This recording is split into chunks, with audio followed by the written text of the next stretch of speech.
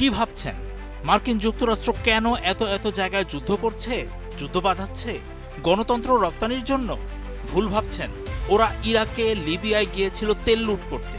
স্বার্থ ছাড়া যুক্তরাষ্ট্র এক পাও নড়ে না।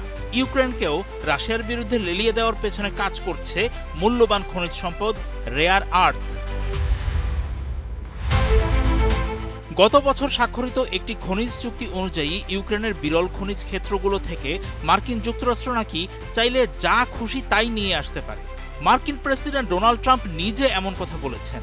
তিনি আরও যোগ করেন, ওই চুক্তি থেকে প্রাপ্ত মুনাফা শেষ পর্যন্ত 2022 সাল থেকে ইউক্রেনকে দেওয়া মোট মার্কিন সহায়তার পরিমাণকেও ছাড়িয়ে যেতে পারে। গত 31 জুলাই রিয়েল আমেরিকাস ভয়েসে প্রচারিত এক সাক্ষাৎকারে ট্রাম্প এসব কথা বলেন। ইউক্রেনে বিরল খনিজের দিক থেকে অত্যন্ত সমৃদ্ধ মাটি রয়েছে উল্লেখ করে তিনি বলেন, যুক্তরাষ্ট্রের সঙ্গে বিরল খনিজ সংক্রান্ত একটি চুক্তি স্বাক্ষরিত হয়েছে ইউক্রেনের সঙ্গে। এখন যুক্তরাষ্ট্র যে কোনো সময় ইউক্রেনে যেতে পারে এবং যা খুশি তা নিয়ে আসতে পারে। তার মতে চুক্তিটি বেশ চমৎকার।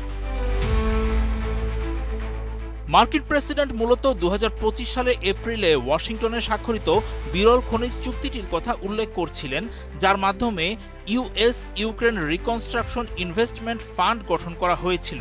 ওই চুক্তির ফলে লিথিয়াম, টাইটেনিয়াম, গ্রাফাইট এবং ইউরেনিয়ামের মতো উপাদানের ক্ষেত্রে ওয়াশিংটনকে ইউক্রেনের নতুন খনিজ, তেল ও গ্যাস প্রকল্পে বিশেষ অগ্রাধিকার দেওয়া হয়েছে। তবে ইউক্রেন তার নিজস্ব সম্পদের আনুষ্ঠানিক মালিকানা বজায় রাখবে এবং নতুন উত্তোলন প্রকল্পগুলো থেকে প্রাপ্ত মুনাফার 50% পাবে। এই চুক্তিটিকে ইউক্রেনকে দেওয়া মার্কিন সামরিক সহায়তার অর্থ উসুল করার একটি উপায় হিসেবে তুলে ধরেছেন ডোনাল্ড ট্রাম্প। যদিও তিনি দাবি করেছেন এই সহায়তার পরিমাণ $300 বিলিয়ন বেশি। তবে এই হিসাবটি ব্যাপকভাবে বিতর্কিত, কারণ অপারেশন আটলান্টিক রিজলভের মার্কিন স্পেশাল ইন্সপেক্টর জেনারেলের হিসাব অনুযায়ী মোট বরাদ্দের পরিমাণ ছিল $195 বিলিয়ন। আইনিভাবে খনিজ চুক্তিটি চালু রয়েছে এবং 1 ডজনেরও বেশি প্রকল্প বর্তমানে পর্যালোচনার অধীনে রয়েছে। তারপরও যুদ্ধ সংক্রান্ত ঝুঁকি, ইউক্রেনের কুখ্যাত দুর্নীতি, অপর্যাপ্ত ভূতাত্ত্বিক তথ্য, বিদ্যুৎ বিভ্রাটের ঝুঁকি এবং অন্যান্য অবকাঠামো ঘাটতির কারণে এটি এখনও বাধাগ্রস্ত হচ্ছে। কয়েক মাসের তীব্র দরকষাকষির পর ওই চুক্তিটি স্বাক্ষরিত হয়।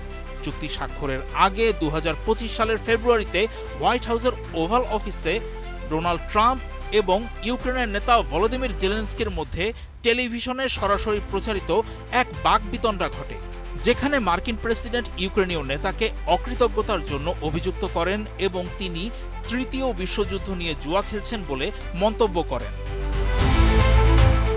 চুক্তিটি স্বাক্ষরের পর রাশিয়ার সাবেক প্রেসিডেন্ট দিমিত্রি মেদভেদেভ মন্তব্য করেছিলেন, ইউক্রেনের শাসন ব্যবস্থাকে ট্রাম্প এমন এক পর্যায়ে ভেঙে চুরমার করে দিয়েছেন যে তাদের এখন মার্কিন সহায়তার মূল্য খনিজ সম্পদ দিয়ে মেটাতে হবে।